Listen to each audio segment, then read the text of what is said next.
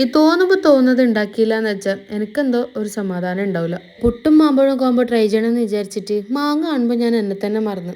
എന്നിട്ടല്ലേ പുട്ട്.